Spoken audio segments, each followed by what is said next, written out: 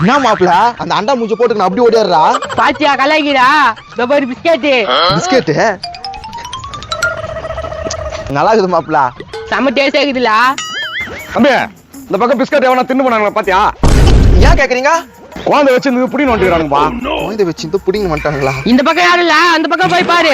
ஏன் அந்த பக்கம் திரும்பி சொல்ல மாட்டீங்களா? மாப்பிள்ள எப்படியோ சமாளிக்கிறா. அவருக்கு கைத்து சுளுக்கு பூச்சுனுக்குதுங்க. கழுத்து சுளுக்கு பிடிச்சுக்குதா? கழுத்தை காணுமே. ஏப்பா போய் அந்த பக்கம் பிஸ்கட் புடிப்பா போப்பா.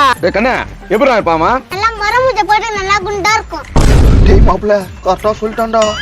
எப்படியாவது காப்பாத்துறா. இந்த அங்கிள் கரான இந்த மாதிரி இருப்பாங்களா? திரும்பி நிக்கிற தள்ளியா டேய் திரும்புடா குழந்தை ஆசைப்படுதுல்ல. இதுதான் பிஸ்கட் திருநது. கொத்து விட்டியாடா பாவி. ஏண்டா சாத்தன் விட்டா மாதிரி வயிற்று வச்சுக்கினே சாவு கூத்து கடிக்கிற மோளை மாதிரி மூஞ்சி வச்சுக்கினே குழந்தை கிட்ட போய் பிஸ்கட் பிடி வந்துக்கிறியா? ஒரு பிஸ்கட்டுக்கு நான் கேள்வி கேட்கறேன் பாரு இந்த ஆளு. மூஞ்சிகளை பாரு திட்டு கொட்டுங்க. வாப்பா நம்ம போலாம். மாப்பிள உன்னை யாரு குழந்தை கையில இருந்தா புடின்னு வர சொன்னது? துண்ணல அழகா கோத்து விட்டியாடா.